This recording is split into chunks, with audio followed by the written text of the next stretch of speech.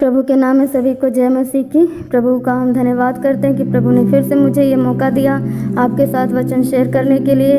तो आज हम बाइबल से वचन मनन करेंगे मत्ती 25 उसका 1 से लेकर के 13 आयत तक। यहाँ पर 10 कुँवारियों का दृष्टांत दिया हुआ है जिसको हम आपके सामने पढ़ेंगे। स्वर्ग का राज्य उन 10 कुँवारियों के समान होगा जो अपनी मशालें लेकर दूल्हे से भेंट करने को निकली। उनमें 5 मूर्ख और 5 समझदार थीं। मूर्खों ने अपनी मसाले तो ली परंतु अपने साथ तेल नहीं लिया, परंतु समझदारों ने अपनी मसालों के साथ अपनी कुप्पियों में तेल भी भर लिया। जब दूल्हे के आने में देर हुई तो वे सब ऊँघने लगीं और सो गईं। आधी रात को धूम मची, देखो दूल्हा आ रहा है, उससे भेंट करने के लिए चलो।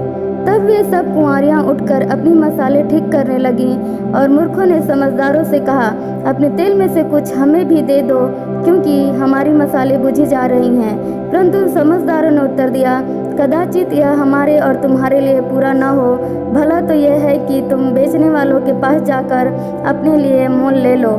जब वे मोल लेने को जा रही थीं तो दूल्हा आ पहुंचा और जो तैयार थीं वे उसके साथ विवाह के घर में चली गईं और द्वार बंद किया गया। इसके बाद वे दूसरी कुँवारियाँ भी आकर कहने लगी, हे स्वामी हमारे लिए द्वार खोल दे। उसने उत्तर दिया, मैं तुमसे सच कहता हूँ, मैं तुम्हें नहीं जानता।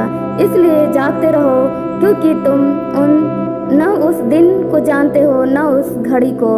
हाँ मेरे प्रियो, मैं आपको इस वचन के द्वारा मेरा एक ही मकसद है कि आप स्वर्ग के राज्य के बारे में जाने, जो कि यहाँ पे यीशु मसीह खुद अपने चेलों के साथ उनको दृष्टांतों में उनसे बातें की और अपने राज्य की एक दृष्टांत के रूप में उनको एग्जाम्पल दिया कि स्वर्ग का राज कैसा होगा। जैसे यहाँ पे आप देख रहे हैं 10 कुँवारियाँ, एक तो 5 तो समझदार हैं और 5 मूर्ख हैं। जो समझदारों ने क्या किया, अपने कुपियों में एक्स्ट्रा तेल भर लिया और जब आधी रात को धूम मची, दूल्हा आया तो उसके साथ हो लिया, द्वार बंद कर दिया गया। हाँ, और जो 5 मूर्ख थी वे तो उनके पास तेल नहीं था, वो मोल लेने के लिए चले गए। इससे लेट होने से वो क्या हो गया, वो जब वापस आई तो उनके लिए दुल्हा ने क्या बोल दिया कि मैं तुमको नहीं जानता, इसलिए जागते रहो क्योंकि तुम न उस दिन को जानते हो न उस घड़ी को।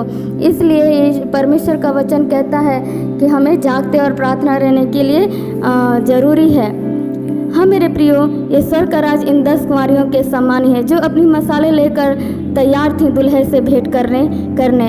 आज हमें भी समय दिया गया है कि हम अपने मसाले को जलाए रखें क्योंकि प्रभु यीशु जल्दी आने वाला है, लेकिन हम नहीं जानते हैं कि वो किस घड़िया किस समय आ जाएगा। इसलिए प्रियो, हमें अपने आप को जांचना है, परखना है कि क्या हमारे जीवन रूपी मसाले में तेल भरा है या नहीं। यहाँ पर तेल का मतलब है कि पवित्र आत्मा की भरपूरी से। क्या आज हम पवित्र आत्मा से परिपूर्ण हैं? अगर नहीं तो आज ये वक्त है कि हम अपने आप को तैयार करें, अपनी मसाले बुझने ना दें बल्कि उसे जला लें, कहीं हम यहाँ छूट ना जाएं। हमें समझदार कुँवारियों के समान चौकस रहना है कि हमें अपने दिए को जलाए रखना है। जलाए रखने के साथ साथ अपनी कुप्पी में एक्स्ट्रा तेल भी भर के रखना है। हमें मूर्ख कुँवारियों के समान नहीं होना है कि अभी तो दूल्हे के आने में वक्त है और सोते रहें, कि अगर थोड़ा सा तेल है कुप्पी में वो भी सोते रहने के कारण ख़त्म हो जाए और हमारा दिया बुझ जाए। हाँ मेरे प्रियो, यहाँ पर सोते रहने का मतलब है दुआ ना करने और वचन ना पढ़ने से है। हमें अभी सोते रहने का ये समय नहीं है पर जागते रहने का समय है। हाँ मेरे प्रियो, यहाँ अभी ये समय है कि हम अधिक से अधिक प्रार्थना करना और हमें अधिक से अधिक वचन मनन करने का समय है। हमारे मसालों को जलाए रखने के लिए प्रार्थना और वचन मनन करना ज़रूरी है, तभी हम पवित्र आत्मा को हम अपने में अंदर जीवित रख सकते हैं। क्योंकि जैसे शरीर के लिए भोजन जल हवा की आवश्यकता है, वैसे ही हमारे भीतरी मनुष्यत्व को यानी पवित्र आत्मा की भरपूरी को बनाए रखने के लिए प्रार्थना और वचन मनन करना जरूरी है। जबकि हम इस अंतिम समय में चल रहे हैं तो अभी हमें तैयार रहने और जागते रहने की आवश्यकता है। अगर आप लूका 12 का 35 आयत पढ़ते हैं तो यहाँ पर लिखा है कि तुम्हारे कमरे बंधी रहें और तुम्हारे दिए जलते रहें। हाँ मेरे प्रियो, यहाँ पर भी वचन लूका का लिखने वाले लूका बोलते हैं कि हमें क्या कर साफ वचन में यह बता रहा है कि हमें क्या करना है, हमेशा हमारे दियों को जलते रहना है। और अगर दूसरा यही बात है कि हमें आज ये वक्त दिया गया है कि हम अपने पापों से पश्चाताप करें, मन फिराएं और दुआ करें और निरंतर वचन पढ़ते रहें। प्रभु इस मैसेज के द्वारा, प्रभु इस संदेश के द्वारा आप लोगों को बहुत ऐसे आशीष दे, सभी के जीवन में आशीष दे। प्रभु सहायता करे कि आप दुआ प्रार्थना करने में लौलीन रहें। प्रभु सभी को जय मसीह की आमीन।